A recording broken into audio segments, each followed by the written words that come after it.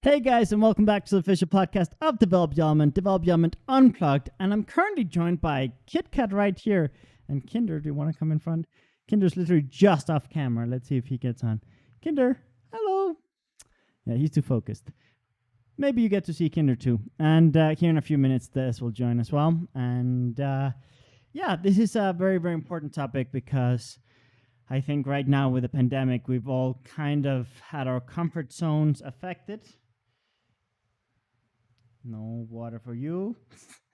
Kit Kat likes drinking the water out of our glasses and the podcast in Spanish today, 5 seconds before she started drinking my water. So that was fun. So let's go here.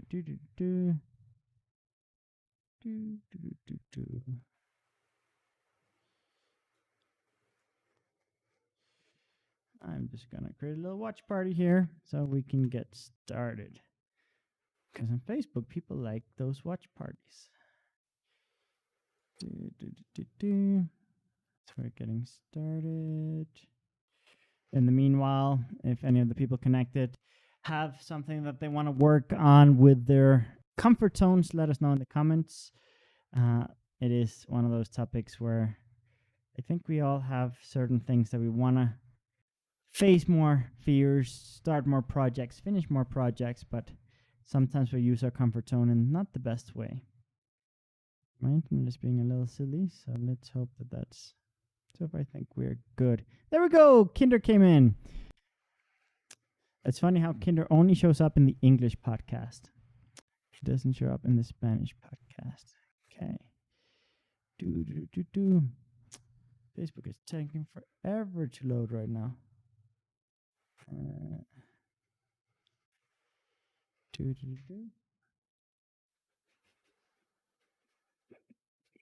Now the cats went into bug Des while she was getting ready. Brilliant. Okay. Internet is being silly. Bear with me for a minute here while I get things working. I've had a fun week with lots of internet problems, so like options, start watch party, join.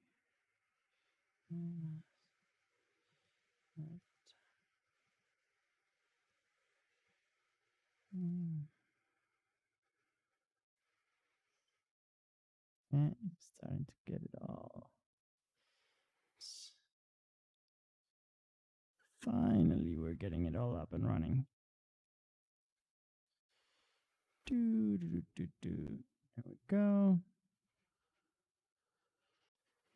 And I just got to bring up one more chat, and then we are good to go. So, go.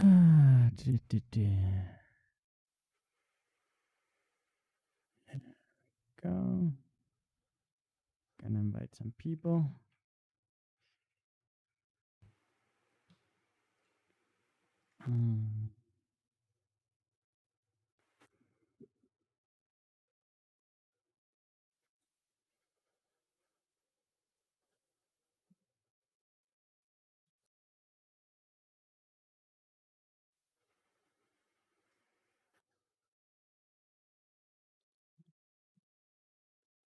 So, Kit Kat, what do you have to say about this whole comfort zone? You've just made the whole house your comfort zone, haven't you? Yeah, she's the boss here. That and Kinder. Kinder is also quite overly confident. Okay.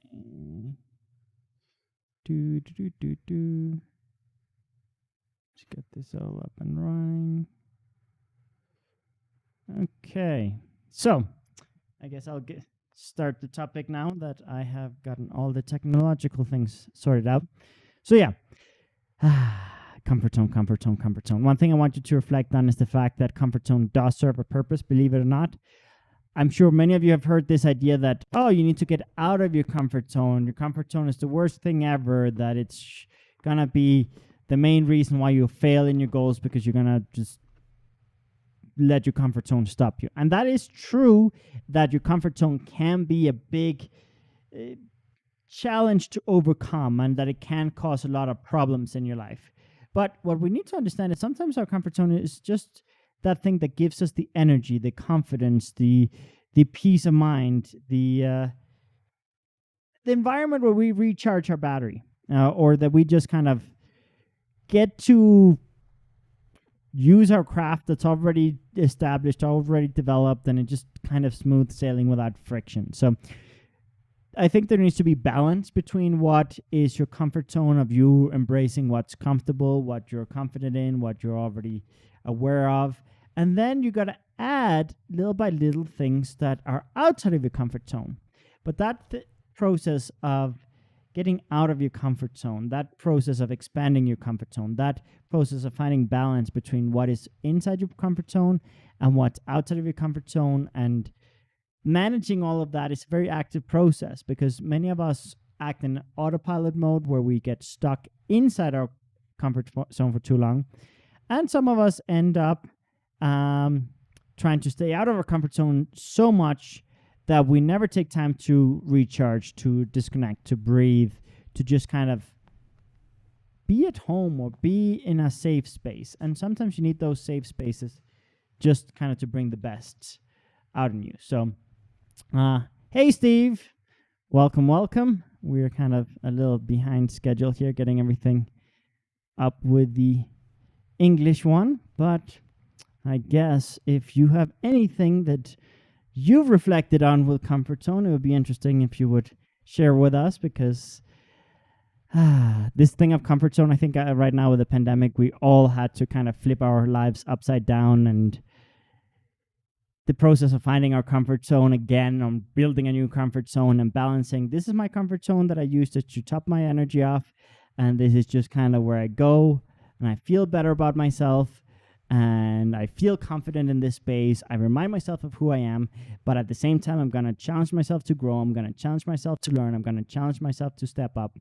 And that balancing act, it's an active one, because when we hold on to our comfort zone too long, we stop growing.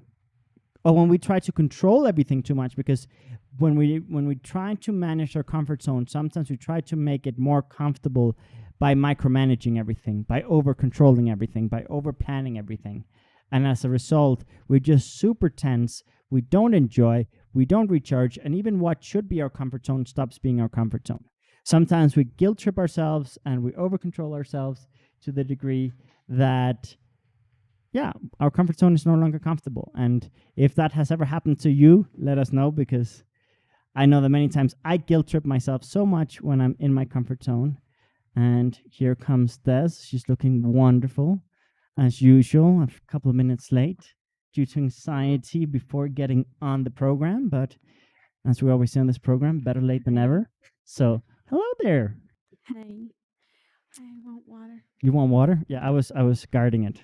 Yeah, because Kit Kat likes to drink from my water. Yes. So you should do a watch party on your phone too. Yeah. But yeah, let's talk comfort zone. This is one of those things that you've had a fun challenge with. Yeah. Yeah, no, definitely. Comfort zones are definitely have been very difficult for me to get out of. Yeah. And they're very challenging.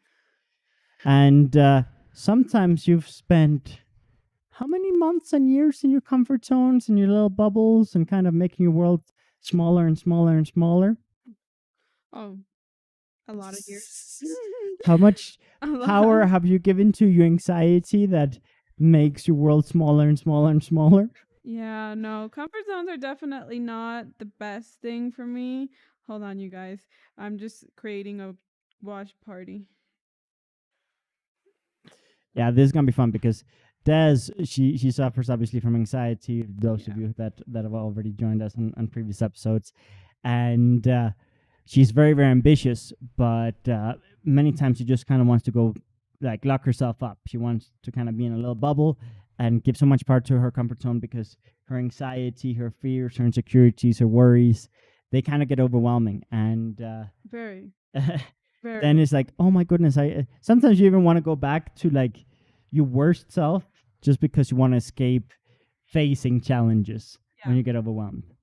And that can get pretty ugly. That can get pretty ugly when you give so much power to that. But it's hard not to, Yeah. because one thing that we need to know about anxiety, about fears, is that they have physical symptoms too, right? It's not just uh, mental symptoms. So sometimes we're in a process where our heart beats faster, our head feels light, we feel lightheaded, we start feeling dizzy, Yeah. and we start sweating more, and we start getting a lot of physical symptoms that make us really afraid. Yeah.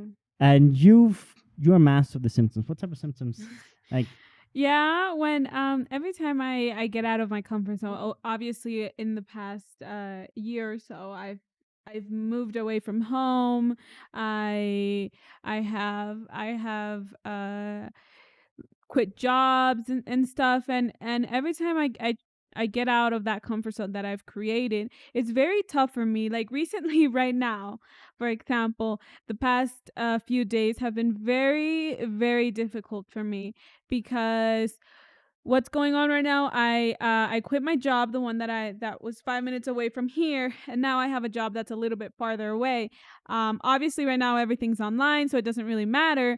But the way that I work with the kids, the teaching, the lesson plans, everything is quite different. It's fun, but it's different, and the hours are different. Now I have to wake up early, and before I was able to wake up at 11, 12 p.m.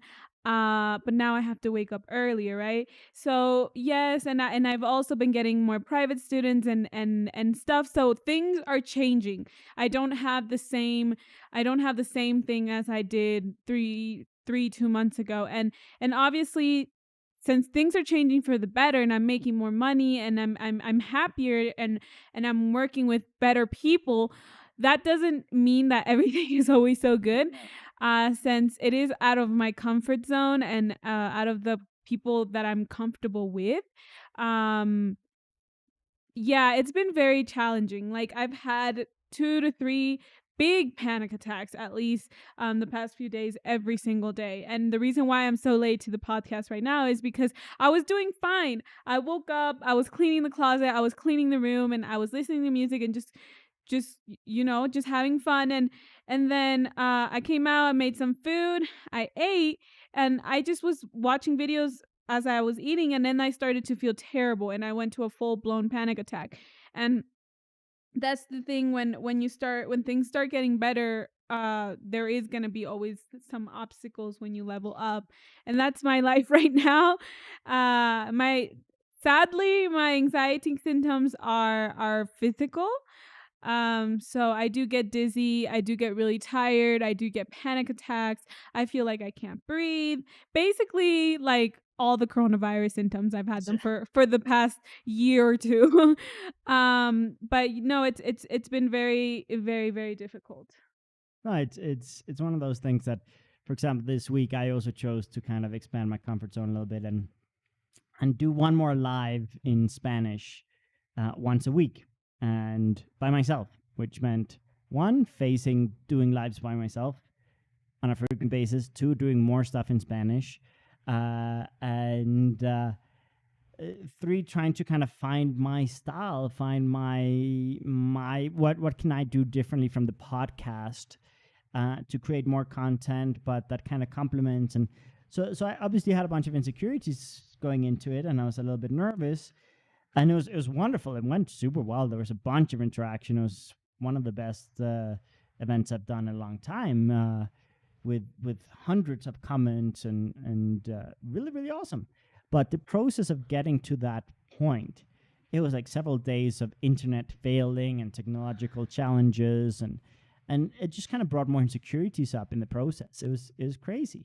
And one of the things that I always remind myself of is every time you're going to expand your comfort zone, every time you're going to level up, there are going to be surprises along the way. There are going to be challenges on the way. There are going to be tests. Like the world is going to test you. And every time you step into uncharted territory, you're going to have more insecurities because you're not going to know how to do things and you're going to have to learn. Like, for example, what Des just said, new job means new people to interact with different personalities, different contexts, means new students, means new ways of doing work. The pandemic on top of that, it means everything online. And like what she learned in her previous job, all of a sudden here was not wrong per se, but it was just not what they were looking for. So she had to learn a whole new way of teaching.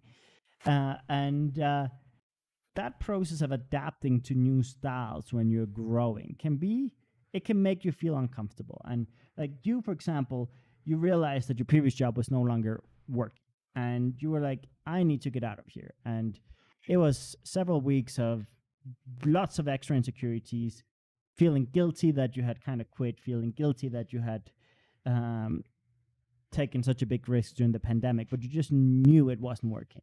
Yeah. But that process of finding something that would work was scary. Yeah, the 2 weeks the 2 or 3 weeks more or less, I quit my job because I wasn't getting paid what I should have been getting paid, and obviously it was a big change for me because yeah, it was 3 weeks. Yeah, it was like 3 or 4 weeks that I had no idea what I was getting myself into. I had no idea if I was gonna get a job, and it was very, very scary. But leaving that job was the best thing I could have done Yeah. because now for the same exact hours that I worked there, I am making like not even twice as much. I'm making like a whole lot of money, way more than this job. But the reason why I wanted to stay in this job is because it was my comfort zone, because it was 5 minutes away from here. Yeah. It was super close. I already knew the people. I already knew my coworkers. I knew the director and stuff. But there was a time where it was more it was taking more from me than what I was receiving, honestly. Yeah. And I just thought like I don't need this job. And yes, there were like many, like up to before I quit my job, like a week before, I was like crying. 2 weeks before, I was crying every single night, and I was telling Yannick, I don't want to be here anymore. I don't want to work here. I don't feel comfortable. I don't feel valued. And I would literally cry, and it was hell for me to get up in the morning and go to summer course that I was giving. And when I quit, the week after I quit was also hell because I was like, did I make a mistake? I'm not making any money. Like this quincena, like it's we're not gonna have it. And Yeah. I was just overwhelmed. I did have my private students, but obviously I was used to a little bit more money than that.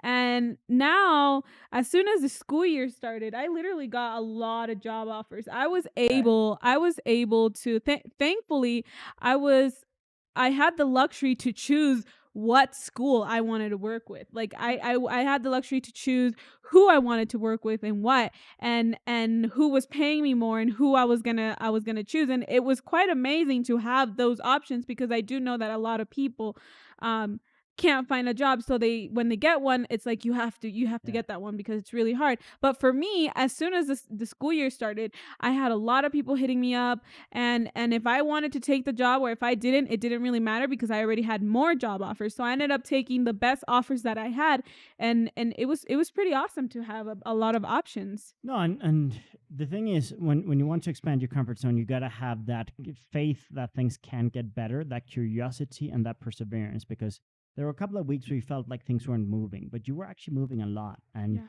like, I'm very proud of you because that period, I remember how scary it was. Uh, it was a big risk leaving that job behind, Yeah. but you didn't stop. Day and night you were looking for jobs. Day and night you were promoting private classes. Day and night you were trying to, build something better. Yeah. And all of a sudden, but there was a delayed reaction. There was a Mhm. delayed reaction on all the work you were doing. And all of a sudden, after 2 or 3 weeks, it was like every day there were interviews, job offers, private students, and everything. Like all of a sudden, things just got unstuck like this. Yeah. But that process, you kept believing in that process. There were moments where you wanted to give up. There were moments where you hated yourself for having quit the other job. There were moments where you kind of wish you had stayed in your comfort zone. Yeah. But now looking back, you're like, it's the best decision I've ever made. Yeah, it was honestly, I cannot imagine being stuck there till this day because it was just overwhelming and it was just no. And also when I moved here to Mexico City, I was building up to moving here, right? I was just getting out of being really sick, and it was amazing how I came to Mexico City and a lot of my anxiety faded away. and it was so much better moving to the city.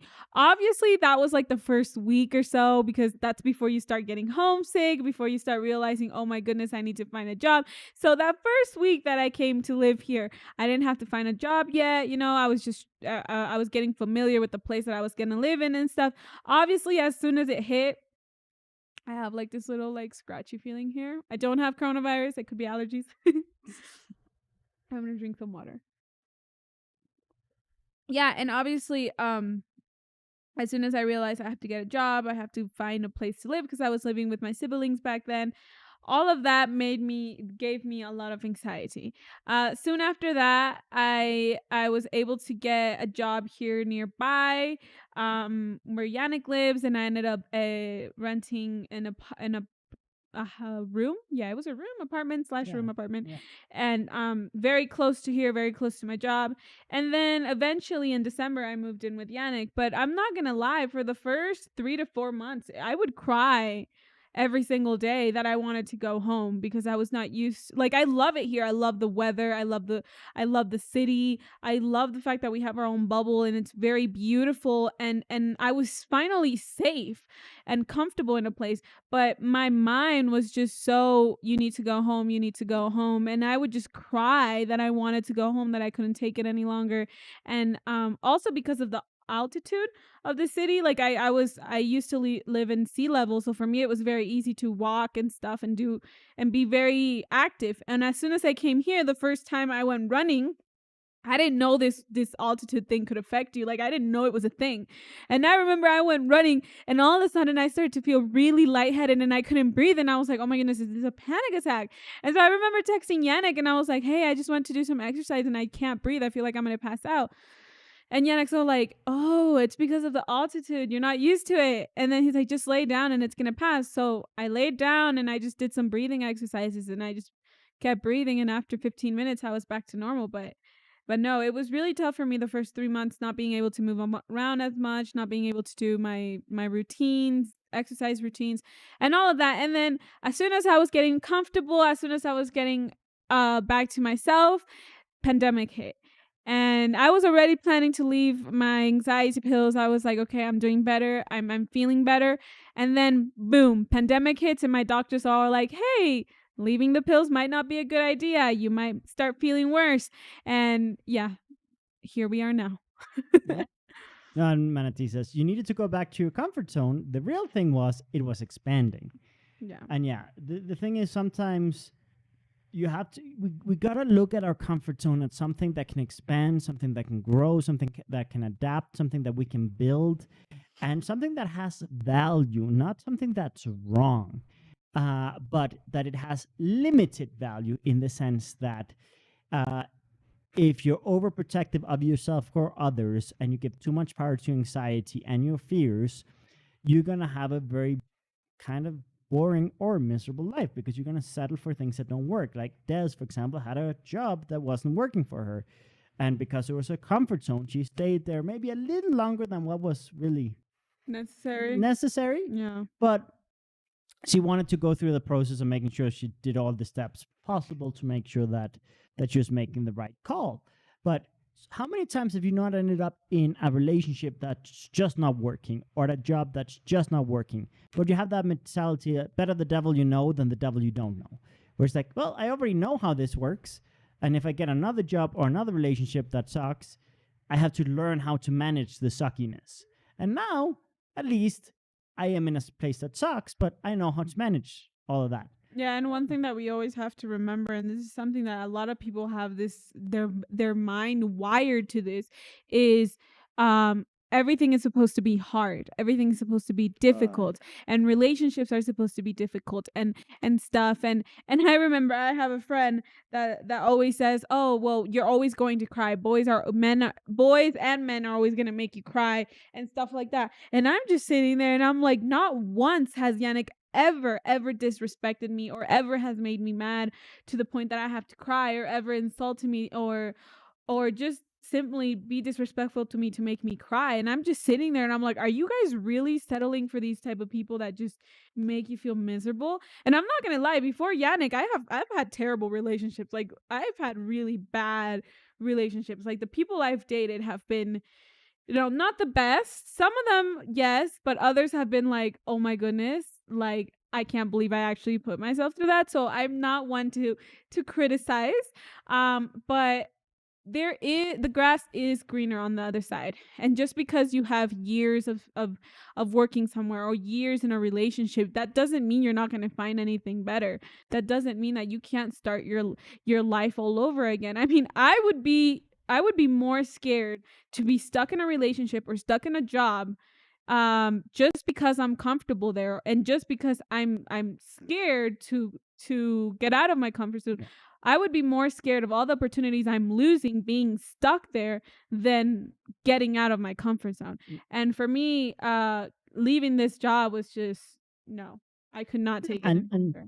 it's actually impressive how many times we settle. And Manatee says, better never trouble trouble until trouble troubles you. The- Better never trouble until trouble troubles you, for you only make your trouble double when you do. Oh my goodness, that's brilliant. That's a tongue twister. Oh my goodness.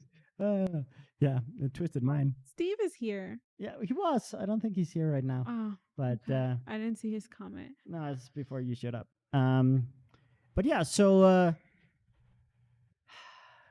I want you to reflect on how many times you've settled and accepted things that weren't working. I want you to reflect on how many times you've uh, overextended something that wasn't working to the degree you wanted it to, but it was working just enough for you to just be like, okay, I'll keep this going the way it is. Yeah. I also want you to reflect on how many times you've had these ambitions and these goals, but it was scary. It was hard. It was outside of your comfort zone, and you took a step or two and then you failed. And you made that failure fatal and you gave up. Yeah. For example, Des yesterday just succeeded fully filming her own video for a video for YouTube by herself in the room, editing it by herself and uploading it. In the past, I would put up the cameras, I would kind of direct her, I would edit her, and this was the first time she did the whole process by herself. I had to maybe help with one or two things, like, oh, here's where you find that. And that was it. And I remember a few months ago, she was like, I'll never be able to edit. I won't be able to sit still in front of a computer for so long. And like, I would get too frustrated and I can't do it. But all of a sudden, she got excited. She got inspired again. And she kind of found something that she's very inspired about, which is shopping. Obviously, you've heard her talk about her shopaholic addiction to shopping. And she wanted to make a video about getting tips for saving money and couponing and all that sort of stuff on a website that she uses for clothes. And she was so excited for this video that she filmed it without even telling me. Yeah. She came up to me one day and she was like, I want to edit a video. Can I edit a video? Which computer can I edit on? I was like, well, I have installed this software and this one, you can do that. I was like, okay. And then she actually sat for 2 days straight for several hours editing a video on the computer. And she's one of those people that she claims she can't sit on a computer for more than an hour. She claims she can't. Unless I'm teaching. Unless she's teaching or she's editing a video where she's regenerating, watching herself, and she's happy about what she's doing. Unless she's playing a video game with friends or with family and she loses track of time. Yeah. Unless this or that or that.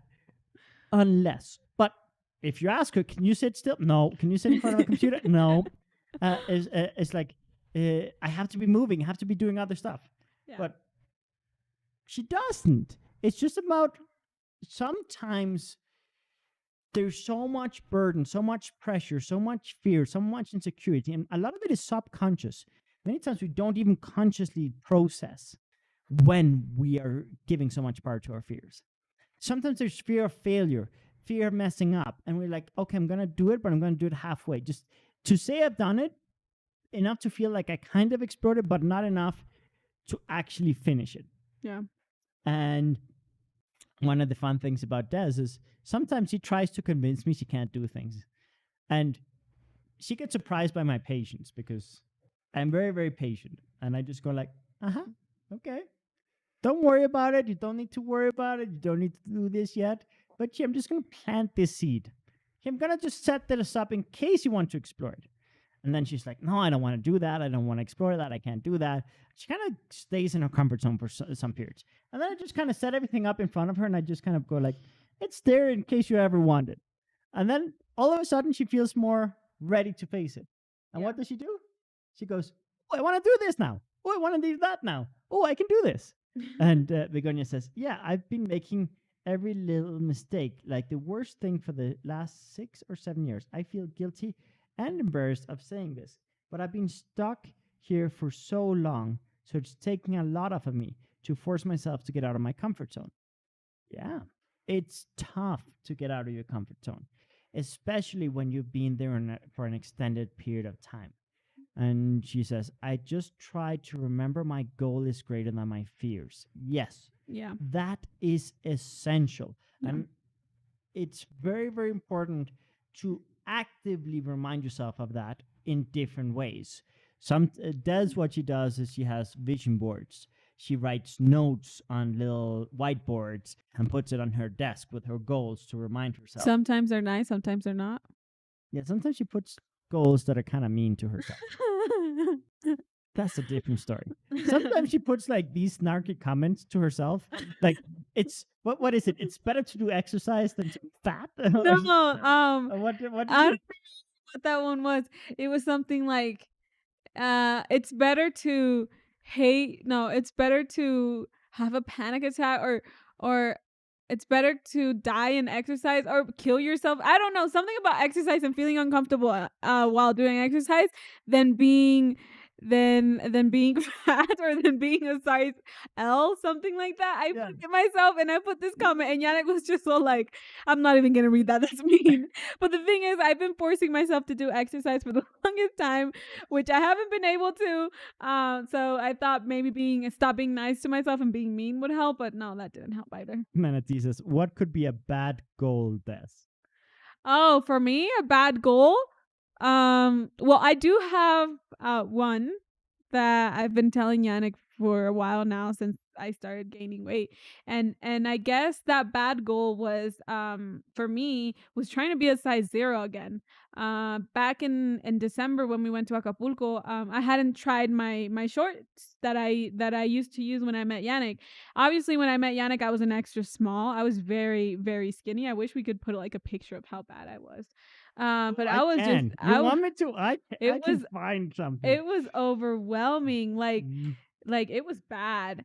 And I all my shorts were size 0 or a double 0 and that was back in when I met you, June, probably May, June. And then December came around and we were going to go back to Acapulco, so I tried all my little shorts on and none of them closed. So that was very eye-opening for me because it was very hard for me to swallow that pill. And as soon as I found that out, the first thing I told myself, I'm going to keep these shorts because my goal is to be a size 0 again. I don't want to be anything bigger than that. And so I took my shorts to Acapulco to remind myself of how big I was getting. And yeah, I ended up selling them. I ended up selling them because it was not healthy for me. Obviously, I did regret it. But afterwards, because I was like, oh my goodness, now I'm never going to know how skinny I am. And that was like my measurement. And like, yeah. So obviously afterwards, I regretted it. And I was like, I shouldn't have sold my shorts. I should have kept them. That would have been like a way for me to measure how, like, yeah. But yeah, that would be a really bad goal, like setting something really, really unhealthy, self-destructive. And till this day, I'm not even gonna lie, I fantasize of being that size again. But it's because my whole life I've had an eating disorder. My whole life I've known nothing but this. And then the first time ever I'm finally bigger. and now I don't I no longer have the luxury to starve myself because I've starved myself so many times that now it's like my body can't deal with it. And so that makes me even more frustrated because I'm used to not eating for 4 days and that solves the problem usually. And now it's like I can't do that. So now it is like now I have to literally sit down and deal with this whole situation and sit down and really change my diet, really change my do more exercise if I want a healthier fit. And right now I am healthy. I'm not gonna lie, I'm not like big or huge, but I do have a belly. I do look in the mirror and I'm like, I don't like how this outfit looks on me and stuff. And yeah, I guess one of the worst goals can be something that can self destruct you. Like Yeah, it's the thing is, when we have goals, we have to take the time to identify how can I achieve what I want to achieve in a way that's kind to myself, kind to others, where I don't burn bridges, where I don't destroy things in a non-destructive way in general. Like, and sadly, sometimes there are shortcuts that are very tempting, but yeah. those shortcuts, in the case of Des, lead her to end up in a hospital bed, lead her to miss out on her graduation, lead her to miss out on several different opportunities, and lead to a lot of different other problems. So when we talk about getting out of our comfort zone, we have to understand that we should not fall into temptations of having quick fixes for things or quick replacements for things. For Des, the process of getting out of her comfort zone of destroying herself has been a challenge because it's been like, I'm gonna be honest. It's been a challenge, but it hasn't been that big of a challenge. And one of the main reasons it hasn't been like, oh my goodness, I forget to eat or something. It's because I was anorexic for years to the point that I damaged my body. If I still had my body as healthy and was able to go through 4 days of starving myself again, I would still be doing it in some sort of way because I wouldn't feel like I wouldn't feel sick. I wouldn't feel the consequences yet. So I'm thankful. There's a side of me that's thankful that this happened and it wasn't it didn't get to like something really serious and my body was able to be like, "Hey, I'm not going to keep up with this. Like I'm getting really sick and every single meal that you miss, I'm going to start getting really sick to get your attention." Because I do know girls push it to a point that they go to an extreme that they no longer have yeah, normal lives. So I am thankful in some way for that. I'm fully thankful when I have bad days where I literally feel fat and stuff. I hate myself for that because now I hate my body for that because I'm just like, if only you could just suck it up for one more year and just let me be skinny and I'll figure it out from there. But it's honestly it was a blessing to for my body to react that way and to be like, hey, I'm no longer gonna let you do this. I'm no longer gonna let you put yourself through this. And it was able to warn me before something really bad. yeah, and we have to reflect on how many of the things that we consider our comfort zone are destroying us. Because, for example, she still idolizes sometimes this older body of hers. But then and sometimes she goes like, I just wish I could go back and to be skinny and to be this and to be that, right?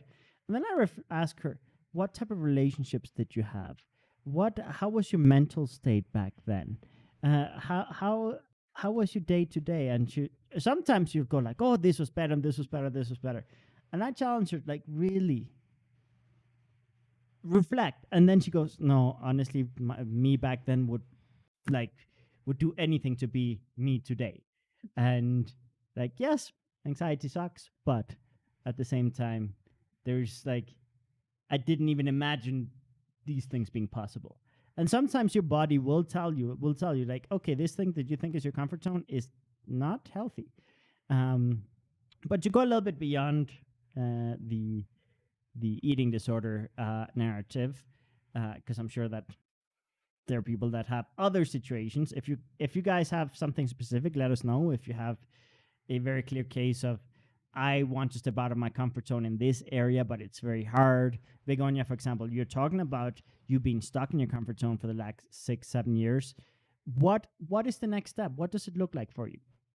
And Begonia says, I think I tend to confuse being productive to harming myself. I totally understand that. And only thing that stops me from starving myself again is all the damage I've already done to my body. But I totally connect with being successful in the eating disorder. Yeah. Yeah. Uh, yeah. And I'm so afraid to have of having to go back to hell to success. Yeah, I mean that's a strong one. That's a strong one. That's literally how I feel every single day, that the only thing stopping me from eating and from going back to that habit is the fact that my body can no longer take it. Like this morning, for example, what did I had Jello and I had a protein bar, right? And I thought, okay, this could make me full for a little bit. And in the past, I would have that for like the whole entire day, and then I would only have dinner, and nothing happened. I could go to school, I could do whatever, and I even felt stronger when I didn't eat than when I did eat. And then what happened, a few 2 hours 3 hours later, after cleaning, I started to get really hungry and really dizzy, and I was like, okay. So I went to the kitchen, and obviously, instead of grabbing chips or something, I made myself actual food. And I what did I do? I got some avocado toast. So I toasted a bagel and avocado and egg and stuff, and I made a very healthy meal. Um, so yeah, in a way, it's very good for us for our bodies to be like, I'm no longer taking this bullshit. It's time for you to eat, or you're gonna pass out. And I'm very happy that's happened. But yeah, I think that sometimes we can get really mad at ourselves, especially me. I can get really mad at myself for not for my body not being strong enough to, hey, just wait for a year more, or just wait till I'm this size again, and then you can start being destructive. but I guess we can look at it as a good way, and that's how I've been looking at it. Like, I'm not getting sick anymore. I'm here, and yes, I have anxiety, but I'm here. Begonia says, but she says, ha ha ha, I know it's nuts, but I totally get it. Hunger made me feel strong. So Yeah. being strong in a different way is so unusual for me. Yes. Wow. For me, it's completely Wow. unusual to feel strong in like a healthy way. Like, I no longer get colds, I no longer get like sick, I no longer get like the flu or anything like that. It's so weird for me not to be able to have that. Like every 3 months I would get like a really bad cold. I would lose my voice. I would get a really bad throat infection. I would get an ear infection. Like I would get everything every 3 months, and I thought it was completely normal. I was like, "Oh, it's that time of year again." Blah blah blah. But every time I didn't eat, I felt stronger. Like I remember going to high school, and I would 4 days without eating, 4 days straight. The only way that I would get something in my system was I would have these little pieces of candy in my backpack, and I would have one in the morning before school. I would have one for lunch, and then I would have one in the afternoon. But full meals, like I would not eat full meals for 4 days. And if I felt strong, I felt fucking strong. And then by the time the fourth day hit, I would have dinner, because then my parents would be like, hey, we haven't seen you eat recently or something like that. And then I would be like, fine, I'll have dinner. But then I would only have, like, for example, like enchiladas. My mom would make enchiladas, and I would add more lettuce and more vegetable to it than the actual enchiladas. So I would just eat like two, but it would be more full with like vegetables and things. And then you went on a date with a meatitarian. Yeah, and then And- I met Yannick, and and- I told him I don't eat meat. And then the I- first morning that I spent with him, I made her a delicious burger. literally made me a burger with no vegetables, just the bun and the meat. And I was like, what the fuck? And I'm those like, did I not tell you that I'm vegetarian? And a few days later, she started asking me, "Can I have a meat burger, please?" And I was like, "A meat burger? It's a burger. You don't have to say meat burger." And she was like, "Yeah, there are all kinds of alternative burgers." I'm like, "What?" Yeah. There is. There's this burger, one of my favorites, that's mushrooms and lentils. And it's basically, you make the meat like that, and it's really good. Like I love that burger. But Yannick, it would be something so disgusting and so out of this world. So for me, I would be like, oh, can you make me a meat burger? But I mean, I am strong. I no longer, like I said in the last podcast, what a few months ago, everybody got this virus in the apartment, and then the other apartment, I think, right? Like everybody got it, except for me. You've been here over a year now, and I've gotten a cold or flu 2 or 3 times. and you've been around me 24/7 and you haven't gotten any. Yeah. Yeah, no, there was a bug going around and everybody got it. Steve got it, the guys got it, Yannick got it, and I was just like, "Oh my goodness, I'm going to get it. I'm going to get it." And then everybody got better and I never got it. Okay, there's some good comments here. So Manatee, first on a more serious note, it's like you're controlling everything. Is that where your strengths come from? Feeling that you're in control. Yeah. And Begonia says it's more like being untouchable, invincible. Like basically, when you're going through anything where you have a specific goal and you get very quick results at first, You have discipline. and you have the discipline, it's like it makes you feel powerful and makes you feel untouchable. Yeah. But the problem is, sooner or later, it comes back to bite you because you're taking a shortcut that's unhealthy and self-destructive, and your relationships are going to suffer, your health is going to suffer, your energy is going to suffer, your mood is going to suffer, all kinds of things are going to kind of go downhill. Yeah.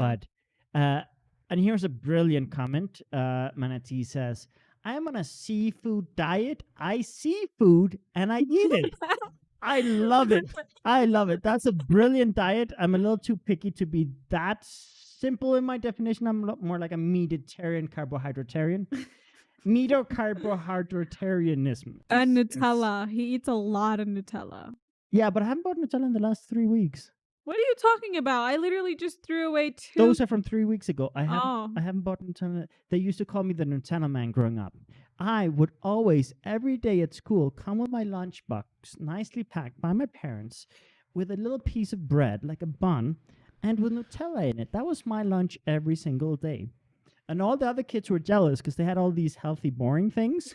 And they would look at me and they would be like, "You're the Nutella man, Nutella man." And they would criticize me. I'm like, I prefer being called the Nutella man and enjoy my Nutella sandwich than eat your food.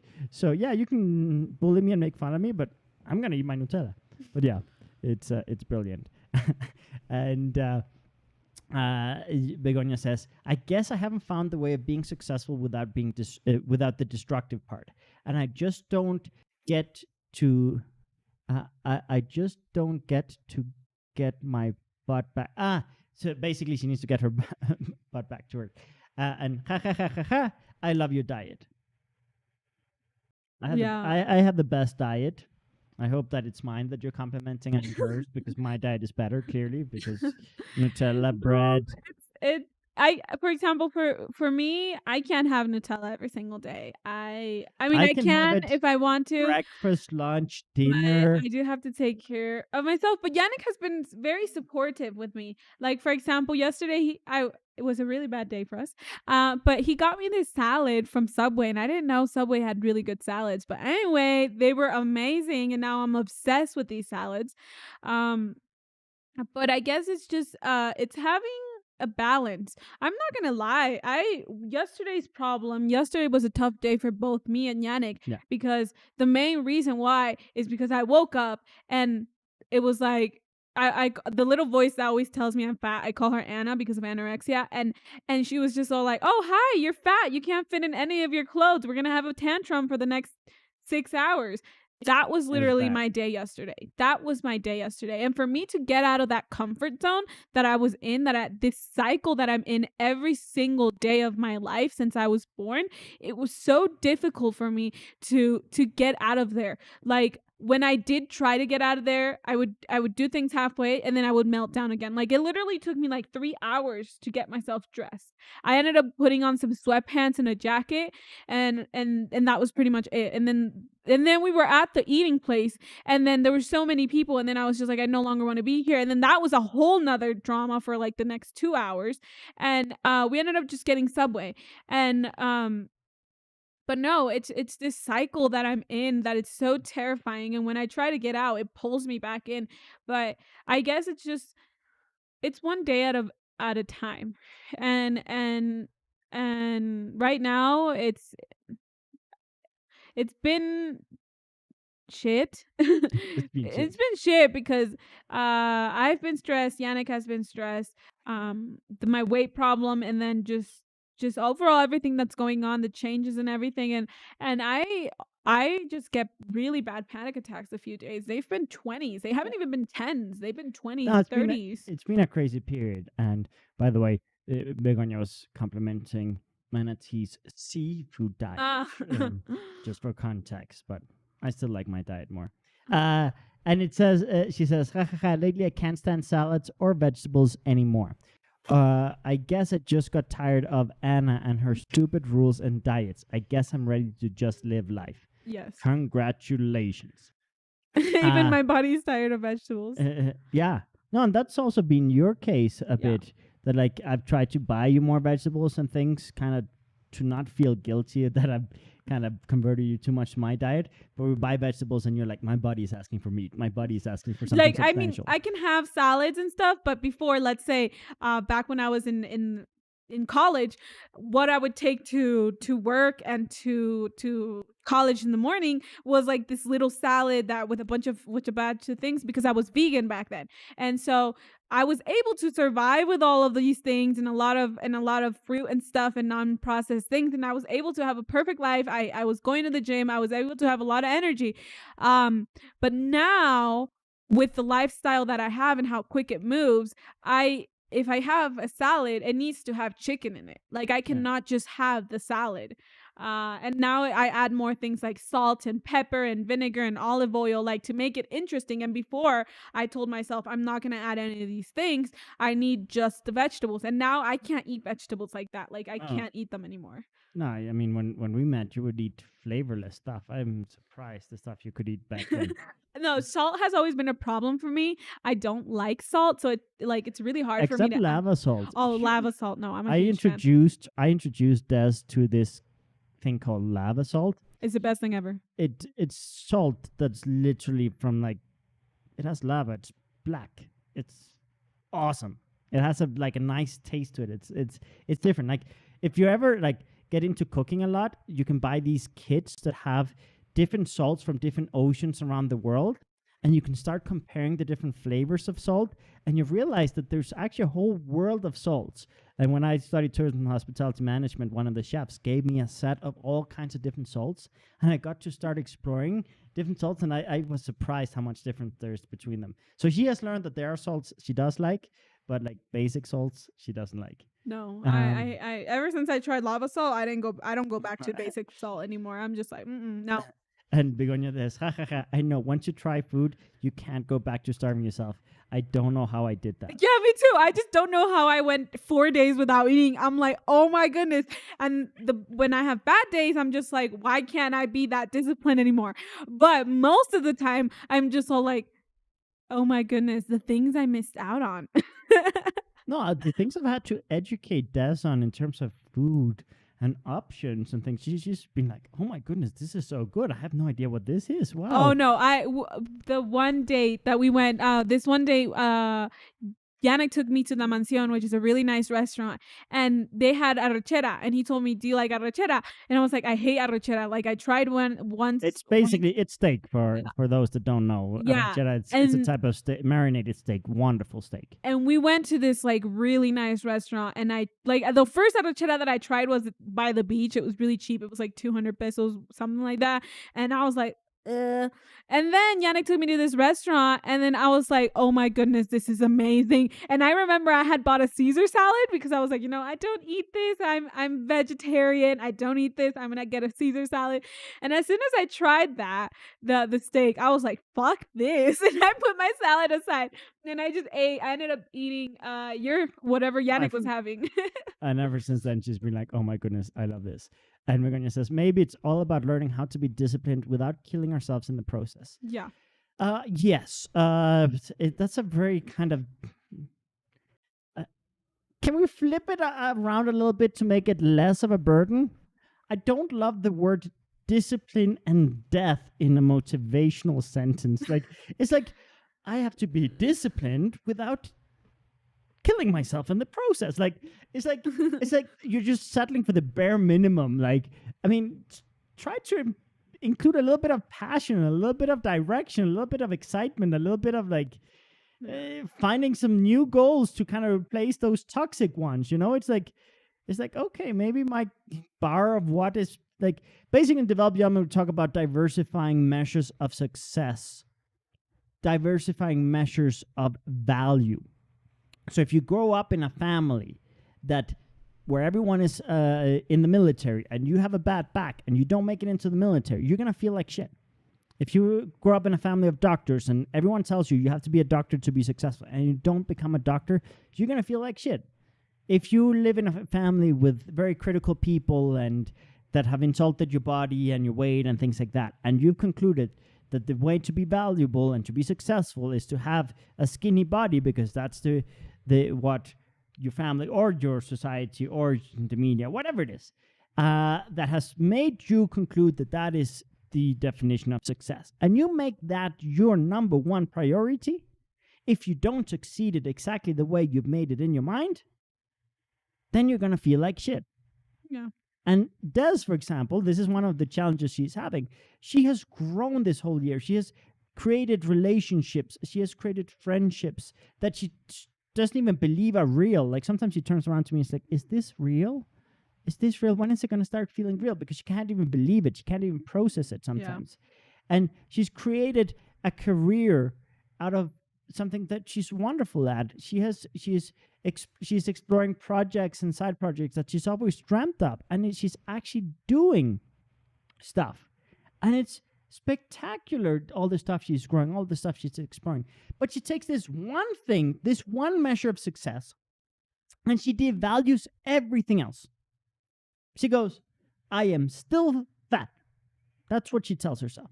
She goes, it doesn't matter that I'm making more money than before. It doesn't matter that I'm having better classes and better students. It doesn't matter that I'm finally doing a YouTube video every now and then. It doesn't matter that I'm finally doing some game streaming. It doesn't matter that I have a healthy relationship without jealousy and toxicity and controllingness and this and that. It doesn't matter that I finally am in a safe place where I can be myself and I can be anxious without getting yelled at. It doesn't matter all of that because I prefer to be skinny. And sometimes she gives so much power to that little voice that she goes, I want to go back and lock myself up in my room and starve myself for 3 months, and I will be much better. And then in 3 months, I can be back to the perfect body, and I'm ready to throw everything else away because I want to be that person. Yeah. And ultimately, that's not fully true in the sense that she has many different things that make her excited, make her that are valuable. But by making that one thing so important, she devalues everything else. Oh, my leg is asleep. Ooh, ouch. And that's the thing. You have to be aware that if you do not diversify your measures of success, if you do not take the time to celebrate other things, if you do not make sure that you do not devalue what you are doing, like make sure not to devalue what you're doing because you haven't achieved this one thing that you made so important. Begonia, I think she just had a big breakthrough. So let's see here. She goes, this is what's got me stuck. I just found out with this podcast. Yeah. Wow. Ha ha ha. Oh no, I do the same. And she goes, now I get what Bere and Itzel have been trying to tell me about being grateful about what I've accomplished. Yes, no, Bere and Itzel always tell me, Des, you're doing this, you're doing that, and they're very good at reminding me of how far I've gone.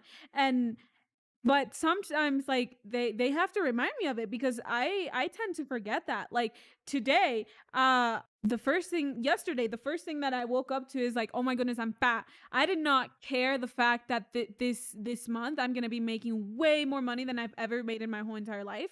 I did not care about that. I did not care about the fact that I just survived my first week of what the new school year. I did not care about the fact that I'm doing my job better and I have gotten the hang of the way I'm supposed to be giving classes now, and how good the director has been admiring my classes and my growth in just like 2 classes that I've given so far. So I did not care about anything of that. The only thing that mattered was, oh my goodness, I'm fat. I'm not the size that I am. And I cried all day yesterday. Yesterday was bad. It was really bad for both of us. But Bere and Nitel are always very good at bringing me down to earth and telling me like, you have accomplished this. You are not lazy. You're not this. You're not that. And they're very good at reminding me about this. And Nitel especially, I look up to Nitel because her story and how she has faced anxiety, and I see her and I'm just like, someday I'm going to be as strong and as normal as Itzel is, because Itzel also went through a lot of anxiety growing up, and she went through years of uh of battling herself and battling against anxiety and all of that and fighting against it. And even though sometimes I lose faith and stuff, in the middle of my panic attacks, I sometimes remember Itzel and her story, and I'm just like, I got this, I got this, I got this. Like I'm No, gonna survive. it's very, very important to celebrate all the advancements, even if they're not the one thing that you're making super, super incredibly important. Uh, did I read the one now? I get what Bert and Itzel have been trying to Yeah, tell but me. the That ones one I about read. Then she goes, actually, right now I'm thinking, yes, you've accomplished great things. I haven't. That's oh, that's bad. Okay. I have to stop this awful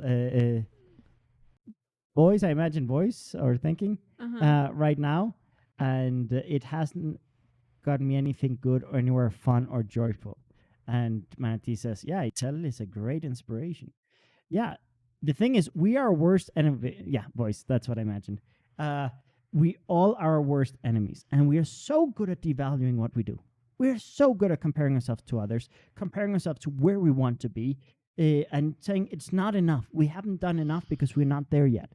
You are an expert at that. Yeah, oh no, I'm an expert in that. Like I always tell Yannick, like I always put myself down, and I always tell him, you are so successful, you've created this develop your element thing, and I'm all like, I'm nothing compared to you and stuff.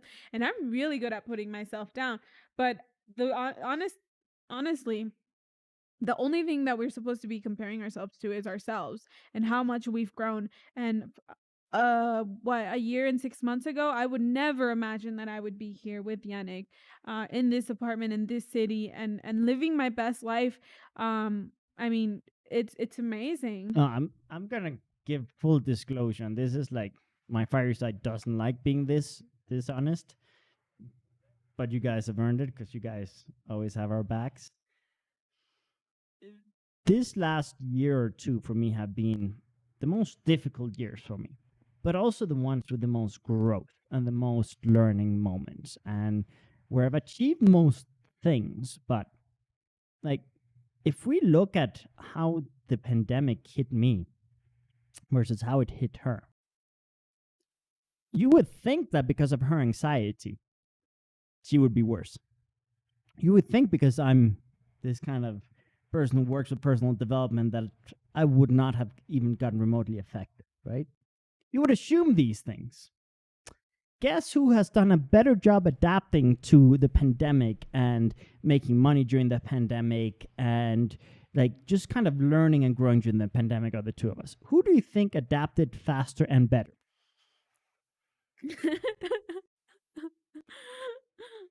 Yeah, with a lot of tantrums and a lot of crying and a lot of anxiety and yeah, more kind of dramatic in the process, but she adapted better than me.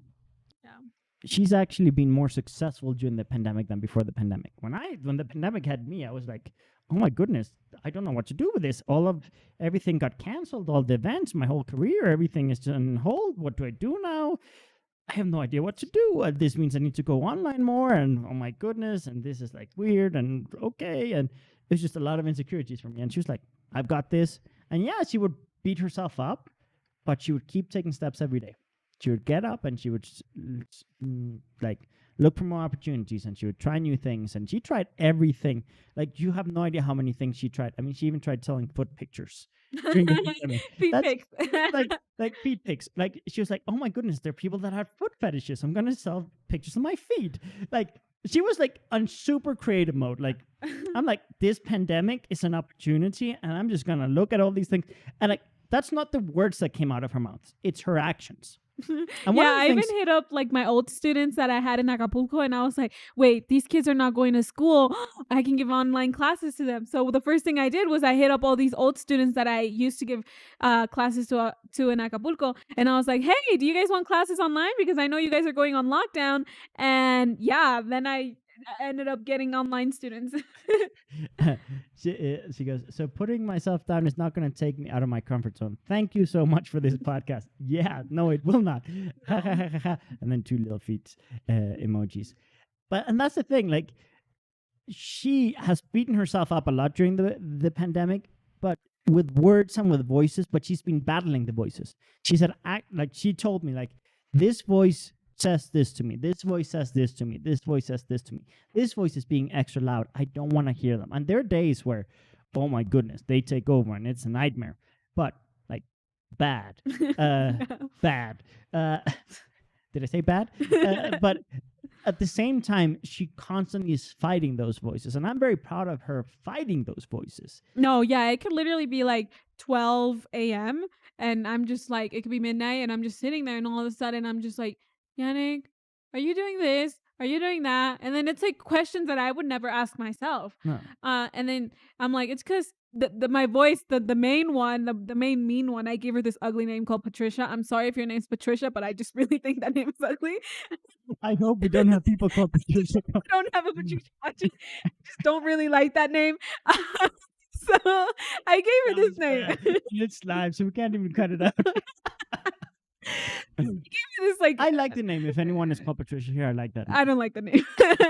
And I'm just like, Yannick, Patricia's saying this and this and that. And then Yannick's all like, okay, no. And then this one time that out of nowhere it was like 3 a.m. and I'm like, Yannick, Patricia's saying that you have someone else and you're talking to someone else and you're on your phone all the time and you're not like, you don't even want to be with me anymore and blah blah.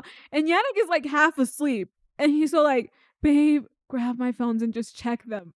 And I'm just so like, no, like I'm not gonna do that. That's not me. I don't check phones. I've never checked phones. I don't like that. I really think that's really bad. And I just think that you really have to have a low self-esteem in order for you to check someone's phone. Like that's something I do not do. No matter how crazy I get, I just don't do it. But yeah, like I literally have to sit there and it's random and I have to go up to Yannick and ask these questions and I'm just like, I'm sorry if I'm being annoying. It's just that they're telling me this and if I keep it to myself, it gets into like a bigger problem. But I've noticed that if I tell Yannick every single crazy thing that goes through my mind, it's easier for me to cope with it than when I just try to hide it away from him. Yeah, and that's the thing. Like, luckily, she knows you can tell me anything, and I have a very relaxed kind of practical reaction to things. And Manatee says, "At least you have company all the time." Yes, babe. Yeah. You're never alone. No, yeah. No, sometimes she's torturing herself in her mind with all those voices, and it's bad.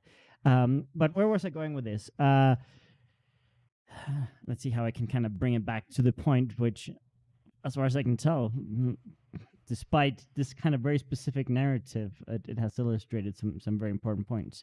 When we're talking about getting out of our comfort zone, we have to understand that one of the steps to get out of our comfort zone is diversifying our measures of success so that we can celebrate every step that we grow. It also requires us to celebrate when we fail, celebrate when there's uncertainty, and see it as opportunity. Des, one of the things that I really admire about her is she's gone through a shit ton of adversity, a shit ton of very traumatizing events that I just sometimes tell her, like, how did you live through that? And every time she goes through these experiences, yes, it kind of adds more weight on her shoulders and more traumas, more insecurities. But there's also this thing that she does very well is when adversity strikes, she looks for opportunities. I remember at Christmas time, I have a very strained relationship with certain family members. And after my grandfather passed away, I had to see those family members. So I was super drained. I had to step out of my comfort zone to see them. And she was very supportive in that moment. And one way of getting out of comfort zone is having good support network. And she accompanied me in that moment. And I can't hardly speak. It was a tough moment for both of us. Facing those family members, facing those things. And Christmas for me was tough. New Year's more than Christmas. And in that period, she started looking for opportunities. And there was even small things like, oh, I'm going to sell my old clothes. I'm going to do this and I'm going to do that. And she kind of distracted me from all the family drama with, okay, we're going to start doing stuff. Here, I can sell this and that. And she wrote to my mom and she's like, what stuff can I sell from the closet? Blah, blah, blah. And Yannick didn't believe that I could sell it. He was just so like, I How was like, much could you possibly make? and she sells used clothes for more than what you paid for them sometimes, and I Yeah, just go like, wow, okay, mad respect. I do. I can buy a dress on sale for like 200 pesos in Bershka and I resell it for like 300. And Begonia says, I could add this thing, if add this thing of not keeping everything to myself and create a support team or something like that. It's super important. Yeah. Support network inside and I'm outside. also something for her um something that really helped for me when I didn't have anybody around, because it is really hard for you to find a support network and a team that's really, you know, really there. And a year ago I was left with no friends. I was just left with my family. And like out of all the friends that I had, only one or two stayed.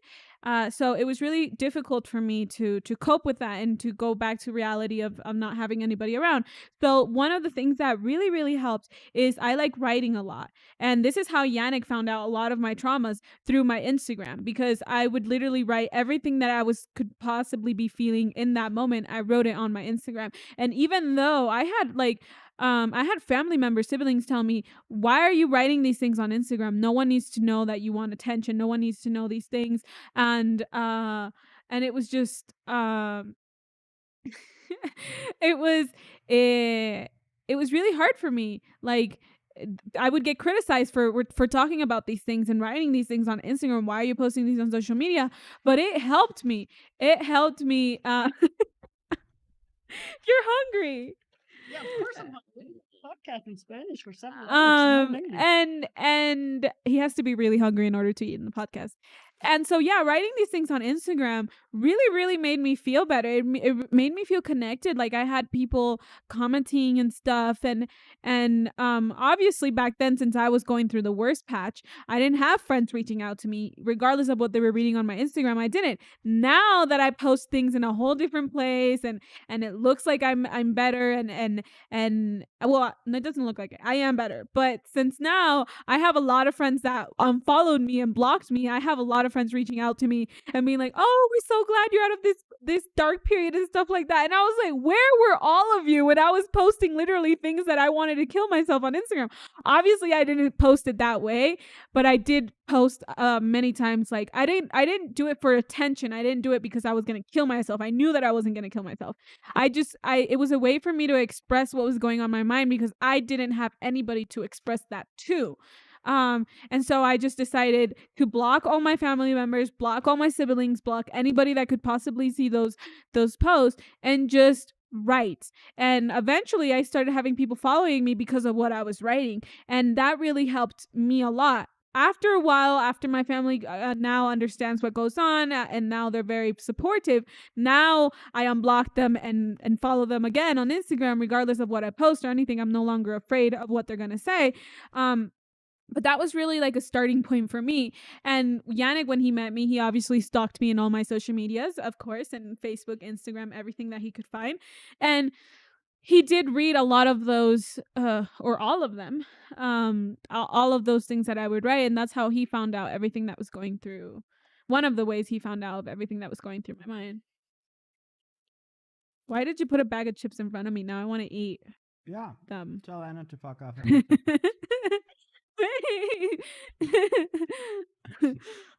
uh, we're getting way too comfortable in this podcast. Yeah. I'm just like, fuck the chair. Like this is just like cozy time, and like let's have some chips. You know, have a good time.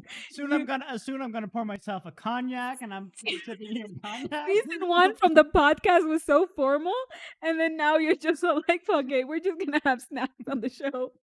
We're gonna have snacks. We're gonna have wine. Like, yeah. I don't drink You can have your apple juice. apple juice. Sure. Begonia says, I'm used to doing it my own, but maybe I could let people in. And I've thought about creating a YouTube channel for eating disorders in Spanish, as there are almost no free support for that in Spanish. I haven't been brave enough to do it. If you want help, let us know. We can help you get into YouTube. If you want to do collaborations, I'm definitely sure that Des would be more than happy to collaborate with you. My YouTube channel, I do talk about my eating disorder. Yes. Obviously, I'm more comfortable speaking English than I am speaking Spanish because my Spanish is terrible. It's not bad. And it's not bad. But she has the same thing I do. I grew up in a ghetto place, and no, I didn't grow up in a ghetto place. When I moved from Oregon, I came to live in a ghetto place in Acapulco, so I learned a lot of phrases that are very ghetto. So my Spanish is very very very ghetto. So that's why I don't like doing things in Spanish. Oh, Manatee, I hate you. I love you, but you're mean. She said, "What about the cokes?" No, he's Why? got enough Why? coke. Why, babe? Do you want to get me a coke? Do you want to order a coke? Now I want coke. But I guess that's what we get because Begonia is saying now I want chips. So I guess it's a little bit of our own medicine. So Begonia says, but what with the but with the podcast you've helped so much that I'm reconsidering it. Honestly, let us know if you want help.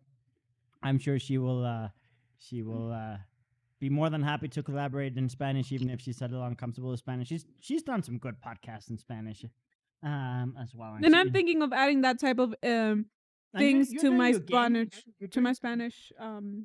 You're doing game streaming in Spanish too. Mhm. So you do a Yeah, bunch of and I've been wanting to do those things in Spanish too. It's just it's like it's a matter of me getting comfortable speaking Spanish and being a bit more educated. But yeah. the vocabulary. It's a lot of technical vocabulary Mm-hmm. that you would have to learn in Spanish. I know when I started doing personal development and when I started to develop development, I swear I didn't know how to say desarrollo personal. I didn't know how to say personal development. I literally was explaining what I did to my neighbor when I was living in Querétaro in Mexico.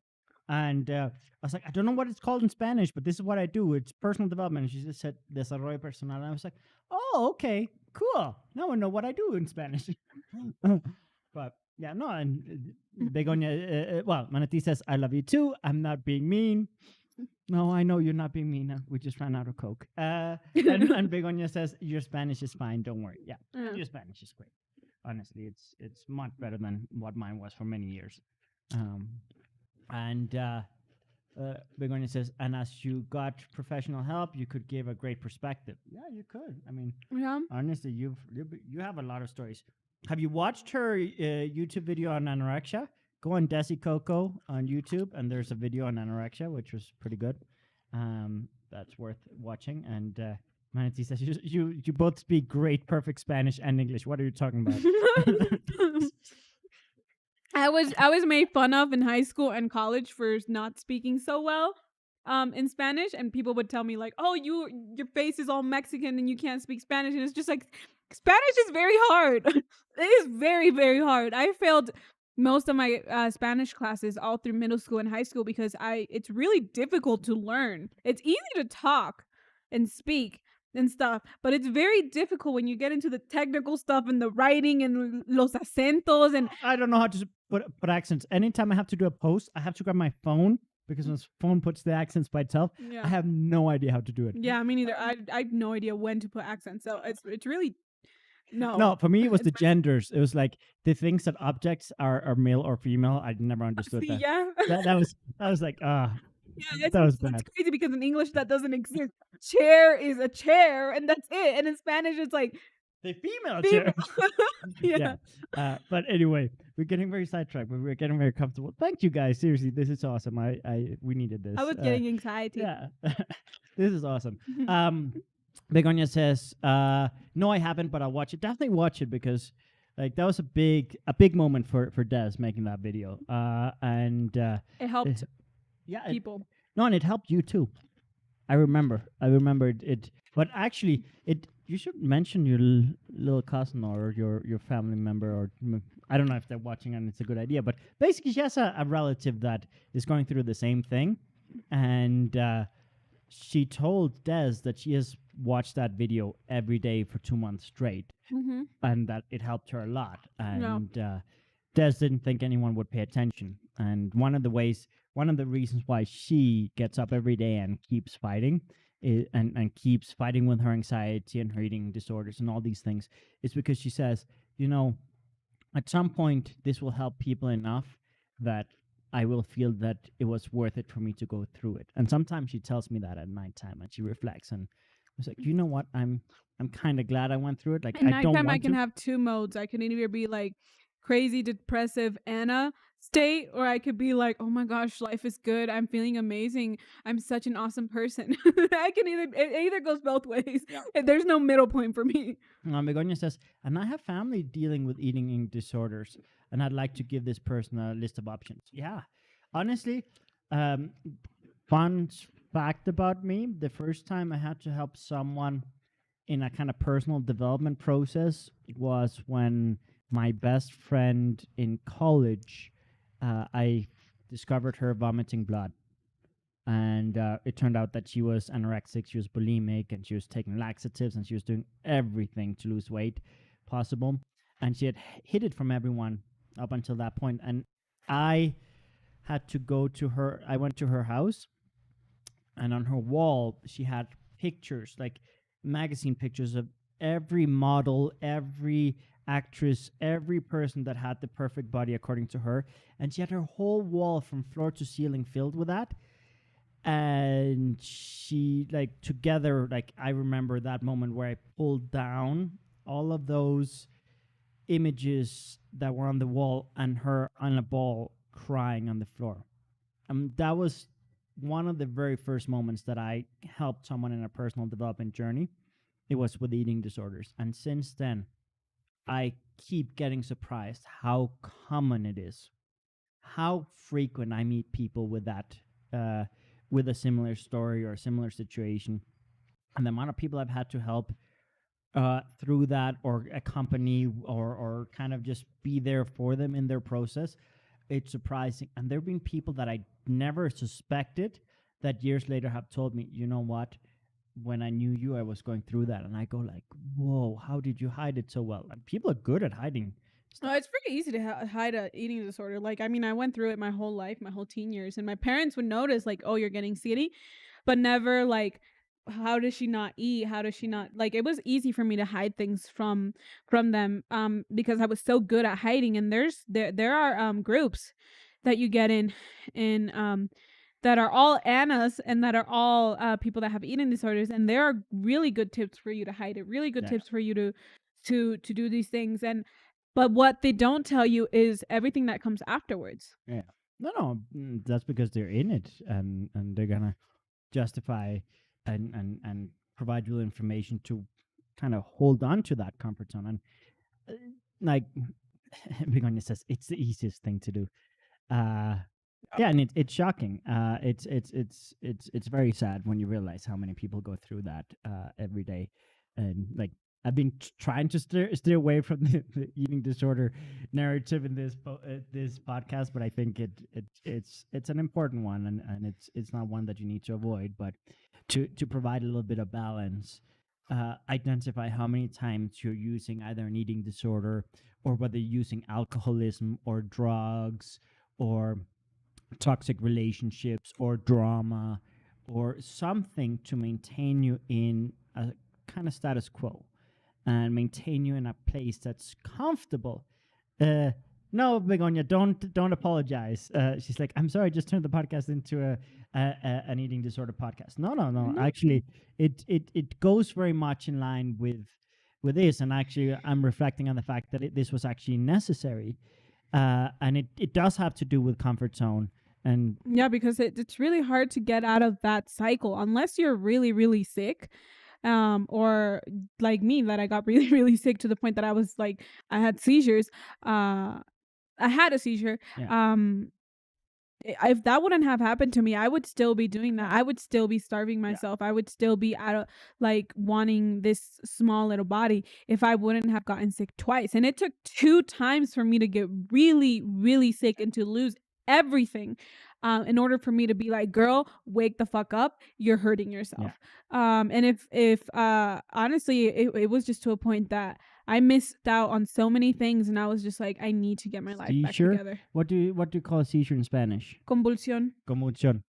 Uh, your English is surprisingly good. Oh, I thought she was native. Your English is great. Epilepsy. She even spelled it right. Oh no, she misspelled it a little bit, but you were close. You were really, really close. Yeah. Sorry, I'm not wearing my glasses. But I'm not wearing my glasses. I'm wearing my glasses. so yeah, Des really had a few really defining moments that were tough and kind of wake up calls. And Manati says it's a nice podcast. Thank you for the compliment. And yeah, no, honestly, you guys define the topic. You guys are the ones that are here present live. You guys are the ones that really get to define the direction of all these podcasts. Like we pick a topic as a guiding point, but ultimately this is for you. So whatever direction you want to take it, like we're down to go. But what I'm trying to find is ways to connect dots, because I want you guys to take this information and I want to kind of broaden the panorama a little bit.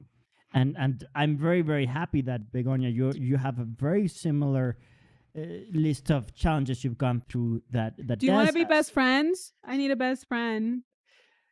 Yeah, she does. But yeah, one thing that I want you guys to reflect on is you guys have this one particular context, which is eating disorders. But how many other contexts? I got a new best friend. Begonia first says, thank you, and lots of little hearts, and she goes then, yes! I want you to reflect on how other people are going through similar things, but they manifest themselves differently. For example, one of the ways that, obviously I know Des, one of the ways she tackles her anxiety and her challenges and things, sometimes it's with being a shopaholic. Sometimes it's by giving so much power to Anna. Sometimes it's by getting really upset with the world and trying to let anger overtake her anxiety, which then she just hates herself for because she doesn't like that, and then she punishes herself for, and it's bad. There are people that use alcohol and drugs to kind of escape from or numb themselves, and I just kind of want you guys to take the topic and just to connect points in case people are listening to this afterwards. It doesn't matter what it is. Like, of course it matters, but it's like, try to identify the things that you are doing to feel more in control. Try to identify the things you are doing to feel more, quote unquote, comfortable, that actually are stopping you from creating the comfortable life that you want. It is very easy to distract ourselves with things that we convince ourselves, if we achieve this, we will be happy. Des, how many times have you told me, if I become size whatever, I will be happy? All the time. How many times in your life have you been that size and not been happy? No, there was a time I was happy. I was at the gym. I was working. There was a time. And I was eating well, and I was very happy and very confident. Usually... Okay, but usually when I don't do it the healthy way, yes, it's terrible. And even then, you reach that number. Is it ever enough? No. Once you reach the first time I got sick, I remember that I wanted to be a certain size. I was a size 28? Yeah, I was a size 28. All I wanted was to be a size 26. When I got to a size 26, by the way, I'm talking in inches. So I used to measure my waist.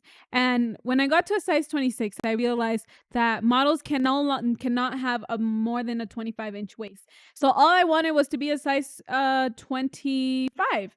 When I got to a size 25, I realized, hey, I could do 24. 24 is an extra small. I can do this. And then when I got to a size 24, I was like, oh my gosh, I want to be a size 22. And size 22 is the smallest size you can get in any store. I think a size 20 or size 22. When the number 23 was the last number I saw on my measuring tape before I was sent to a hospital, which was really, really bad. Okay, we have some good comments here. Samanati is saying, my problem is the contrary, all the way around. I feel good shape. My mom always says I'm fat, but even when I'm size 5, I'm okay. That's how I am. Everyone here on the team tells me I need to do exercise and I need to lose weight and I need to get back to being a little bit more fit. I think he's perfect because the way he is. There have been periods in my life where I'm a little bit more fit and in better shape and I look a bit better, but I'm too lazy for that shit. why are we swearing so much? It's such a casual podcast. But I'm too lazy for that. And they keep telling me, you should do this. And I keep trying every now and then, every few months. I'm like, okay, I'll go to the gym. And I'm like, you know what? I don't need this right now. So I know that feeling very well. And also with eating, I'm like, as long as I enjoy the food, like I live for good food. And Begonia says, totally, I'm so afraid of enjoying life. And Begonia says, ja, ja, ja, ever enough? And then a saying in Spanish, eso como se come. I didn't know how to say it in English. I don't know this saying, but the literal translation is how do you eat that? Like, is there a try? Do you know the saying? There is a saying, but I can't remember. Manati, you're good with both languages. You're good with sayings. Do you know how to translate that in a? Yeah, but that's the thing with eating disorders. You never get enough until you put yourself in an ambulance. That was my case, or to the point that you're just sick and bad. No, and that talking developed development language.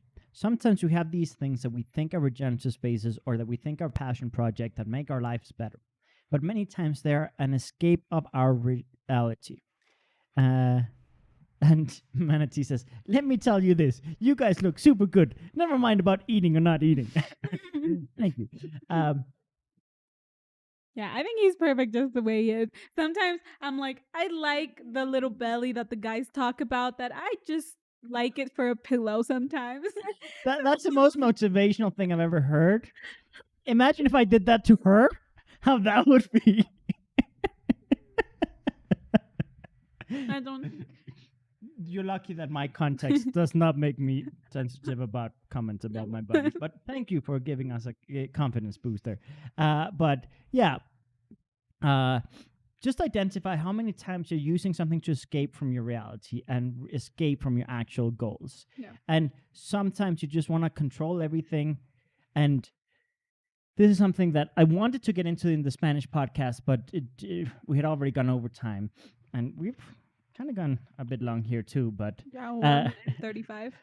that's the longest you. Well, I don't know. I've gone up. Why do you think I got up? Because I was. No, but I'm starting to get you're anxious. doing great today. One thing that you have is fear of missing out. Yeah. Because you've missed out on so many different key moments in your life because of your eating disorder and because of your anxiety. Yeah. What does that lead you to do now? Oh, now it leads me to not enjoy what I have now in this very moment and just dismiss what I have now. Like, for example, right now I have this whole entire I kind of shopping tonight. But I have this entire like really nice life in general. And I just can't seem to enjoy it because I'm thinking about everything that I lost and everything that I missed out on in the past, and I'm just like, girl, you're still just 23. You have a lot of things to learn and be and stuff, and it's still very difficult for me to understand that, but I always tell myself, you're wasting this time now. Yeah, one thing that's not the point I was going for, but that's another good point that you do. She's overly perfectionistic. Oh yeah, everything has to be perfect. Everything she does. Yes. Or on the flip side, she's overly impulsive and she wants it super fast. So either she goes through the process of overly trying to perfect it all and never get it done properly, or nothing is ever good enough and she'll focus on the imperfection instead of all the beauty that she's just created. Or she'll just be like, I just want it done now, fast, now. But in the perfectionistic side, it all comes down to her being afraid of missing out from the things she's missed out in the past. Yeah. So she doesn't enjoy the moment. Yeah. And I want you guys to reflect on one of the ways that you can make your comfort zone a little bit bigger, where you actually are comfortable, is living in the moment. And if you live too much in the past, you're going to get kind of depressed. If you live too much in the future, you're going to get kind of anxious. She's an expert at doing both. You anxious now? Yeah. Yeah, I can see your body language. Now, so what I want you to reflect on is, how can you live more in the now? I know it's a cheesy saying. You've heard it all in every type of personal development. Live in the moment. Live in the moment. I'm not saying it to the degree of don't learn from the past and don't have a future and a direction. Like, sure. Make sure that your past, your present, and your future all kind of working together to get you to where you want to be. But in the moment, enjoy your achievements, enjoy what you're building. Because if you're too afraid of what's going to happen moving forward, you're going to cut yourself into pieces. You're going to cut yourself into pieces, and it's silly. Begonia says, I know my weight doesn't make a better or bad person. I think it's easier to distract myself from really what's going on. Yeah, fear of failure. And she says, oh, you're so young. Yeah, I think a lot of people get surprised when you share your age. Not because of visuals, but how you speak and what you've lived through. Yeah, this fear of failure, this fear of missing out, this fear of rejection, it paralyzes us, and it makes us overly controlling, and it makes us devalue everything we do, and it makes our comfort zone so uncomfortable. It makes our comfort zone never enough. And if your comfort zone never is enough, how are you going to recharge? How are you going to breathe? How are you going to bring the best out in you? So to wrap up here, reflect on how you can celebrate every small win more, how you can open yourself up more to uncertainty, how you can build a support network. And we have 2 episodes coming up, especially because, Begonia, you asked for it. So in 3 weeks, we have one about learning to ask for help. And in 4 weeks, we have one about how to grow your support network so that you don't just settle for asking for help, but actually grow and grow and grow and strengthen and nurture your support network. Yeah. So look at how you can build a support network, because you don't have to go through things alone. Look at how you can stop guilt tripping yourself and stop concluding that you need pain, you need suffering, and you need to kill yourself to be happy. Look at how you've put only 1 or 2 things as defining things that make you valuable and successful, and see if you can add a bunch more to that and diversify your list of measures of success and value, so that even if you fail at that one thing that you are aiming for so much, you can be fully confident in the fact that you've achieved a million other things and see all the value in that. And also, when it comes to fear of failure and fear of missing out, realize that you can repeat things, you can redo things.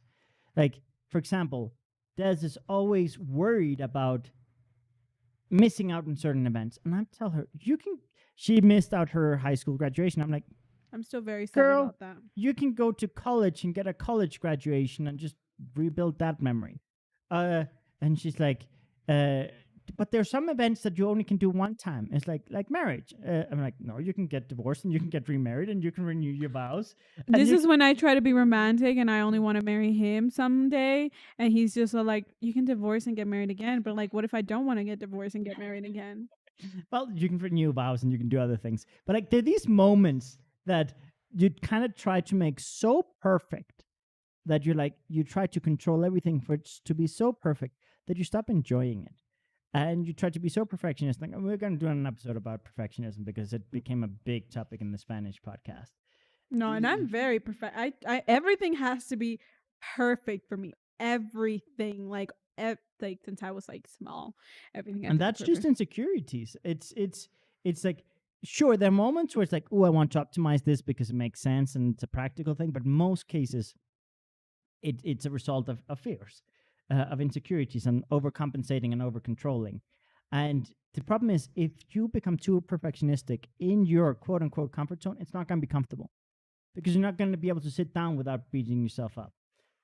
How hard is it for you to sit down and breathe and just enjoy the moment? Oh, I can't do that. I beat myself up if I watch too much Netflix. You beat yourself if you watch too much Netflix. Begonia says you can get married many times with the same person. Why not? Yeah, you can. You can do whatever you want.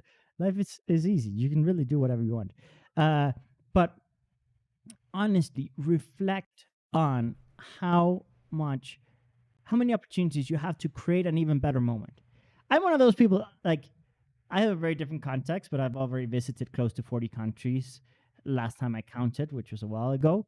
And I'm at a point where I go to a place, I don't care what museums I see, I don't care what monuments I see. I've seen enough and I know I can just go back again But sometimes when I travel with people that are traveling for the first time, they have to go to every museum and every monument and get every picture Me. and everything. And I'm just like, sometimes I was just like, I just want to lay in bed in the hotel and chill. Like I paid for a hotel for a reason. Like, and many times, like I'm with people who are like, oh my goodness, I got to see everything and take all these pictures. I'm like, we can just plan another trip and come back and like, so I'm not saying my way is better or in that sense of traveling. I know extroverts in general, like electric people by nature, will want to explore more than me. I'm a little bit more introverted when I travel, I guess, in that sense. Um, but I do want you to realize that you can repeat things. There's nothing that you only get one attempt. Like you can repeat anything you want to repeat. You can retry anything you want to Not high try. school. You can go back to high school if you want. You can. It'll be strange, but you can. It'll be strange, but you can. Like there's so many different things you can do. Like and you can repeat it, or you can try it differently, or you can try something different. And many times those things you made super important aren't even that important. I'm gonna put you kind of in an awkward spot. There was one time you dreamt about this guy for like your whole entire life. For many years you dreamt about him. You finally slept with him and you were like, was this what I idolized for all these years? Really? Not watching because sometimes he watches it. Okay. Yeah. When I came to move to Mexico, I was really depressed. I didn't want to know anything about anybody. And I met this guy that is my neighbor. He lives really nearby. He's not like my neighbor, but he lives really nearby where I live. We live in the same neighborhood. Now you're giving too many details. Yeah. Uh, anyway, I'm just gonna shut up and not give too much details because I really hope he's not watching. Uh, Sometimes he does watch. Thanks, babe, for putting me in this situation. I did not say who. You were the one who said who. Anyway, and there's no way you can cut this out because this is live. Wow, this is awkward. Anyway, I was like in love with him for years, for a decade. And I put all these I expected all these things from him and everything. And then when the moment finally came, the moment that I've been that that I've been waiting for finally came, I was just so like, wait, I waited a whole decade for this? And yeah. Now, the point of that story, and Begonia says, and his name is. Just joking.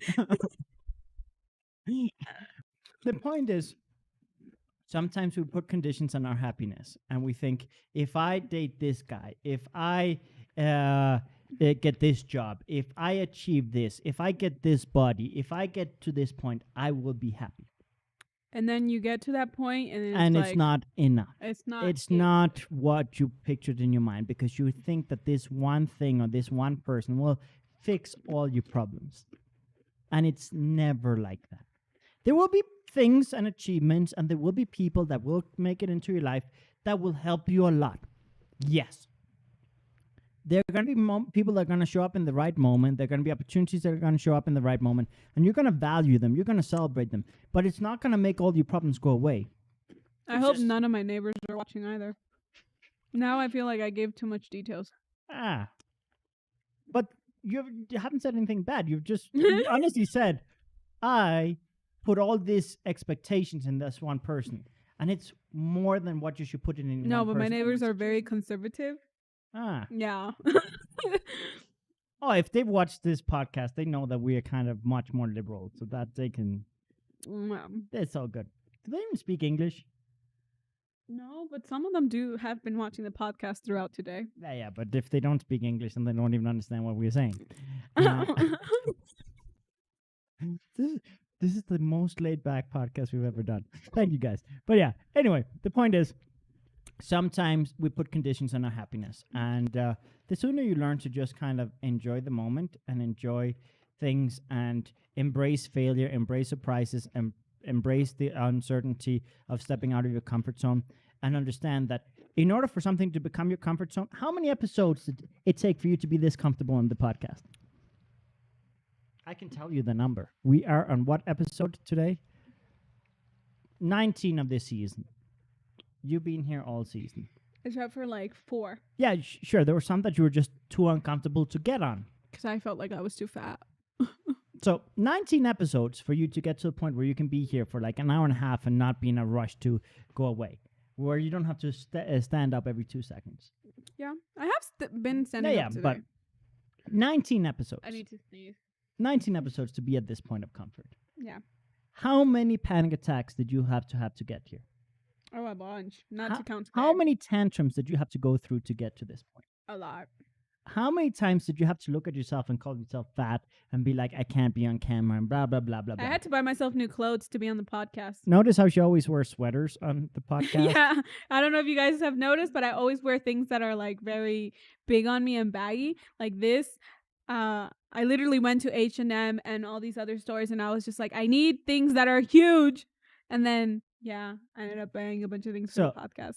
I want you just to reflect about, for example, she never stopped. And you guys have seen, she's always late to the podcast, like 5 minutes late, 10 minutes late. And 9 times out of 10, it's either because she had a panic attack or she had a tantrum motivated by Anna. But she still makes it. And you've seen other episodes of the podcast where you can see her panic attacks and anxiety and her tension be like this. And she sometimes, when you see her grab my leg, she's sending me a signal, I'm getting anxious. Right? Maybe you gave away the secret. I gave away the secret. Such a big secret. The secret code. You're going to see it, and it's going to happen again. Like in the next episodes, and even today, she might get a panic attack in 5 minutes. Like, it's part of the process. But the point is, she has now made a decision that being in the podcast is more important than her fears and her anxieties. Yeah. And she fights those fears and anxieties every time to get here. In general, Yannick is more important than my fears and anxiety. Oh, that's cute. And that's the thing. Like, sometimes we just got to be like, you know what? I'm going to go through that hell. I'm going to go through that challenge because when I do it, I'm going to feel powerful. And every time she gets on camera, whether it be a podcast, whether it be a stream, whether it be a YouTube video, afterwards, the next time it gets easier. And sometimes she finishes one thing and she's like, oh my goodness, did you see that? Did you see that? Did you see what I just did? Oh my goodness, I can't believe it. And sometimes she goes, oh, I want to do a YouTube video now. I want to do this video now. I want to stream now. And sometimes it's just like grab that confidence that you like ride the wave of that confidence. But to ride that wave, you have to go through discomfort. So your comfort zone. A lot of it. A lot of it. If things are getting more tense, if they're getting more difficult, if you're getting more overwhelmed, it's generally a sign that you're innovating. It's generally a file that you can do it. And Manatee says, sometimes I feel anxious. Like yesterday, I went out of my comfort zone and my clavicles hurt. I feel so insecure. Yeah. Sometimes when you get out of your comfort zone, you will feel like it's going to get tough. You're going to get sometimes anxiety. You're going to feel more insecure. You're going to feel small. You're going to feel incapable. But believe it or not, the more you do it, the more confident you get. The more you face whatever it is that is scary, the less scary it gets. And that's what I want you guys to know. Don't hold on to your comfort zone too much. Don't avoid your comfort zone at all costs. Try to create comfort zones that help you recharge your battery, get the confidence, enjoy every moment. Don't put conditions on your happiness. Keep on trooping and ask for help when you need.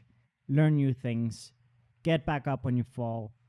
Don't beat yourself up when you fall. Don't beat yourself up for making mistakes. And honestly, start cherishing the mistakes. Start cherishing the adversity. Because honestly, there'll be a point where you're just going to be like, you know what? This thing that I hated, all of a sudden, I'm going to celebrate it. And that's what Des in her finer moments does. She goes, you know what? I'm glad I'm going through this. I'm glad I went through this. And honestly, you're going to be able to flip the switch and just be like, you know what? I'm going to turn this around. So anyway, with that in mind, I think we'll wrap up. We've already taken up most of your day with both language podcasts, and appreciate the support. I appreciate the participation, and yeah, we really, really do value you. You guys are part of our support network, and you have no idea how much you guys help us with our mental health during this pandemic. Like, it's really, really good. Like, Yeah. Honestly, this podcast for me has been one of the most kind of relaxing moments I've had in a long time. It's been very nice and very chill. So, yeah, I guess we will wrap it up. And I can see Des with her body language is definitely on the anxious side. Yeah. You're fighting it. I'm fighting it, but I'm need to get up and do something. Yeah. But anyway, it's time to wrap up. So thank you very much. And next week we're going to be talking about how to adapt to all of this whole online learning, online working, remote working, and all that sort of stuff. And yeah, we'll tune in with that. And Manatee says, "Thank you guys. Love, love, love. Hugs and kisses. We love you. Thank you, thank you, thank you for all the support. And yeah, see you next week. Have a good one." And if I can find the software, I need this mouse hand. Here we go. Okay.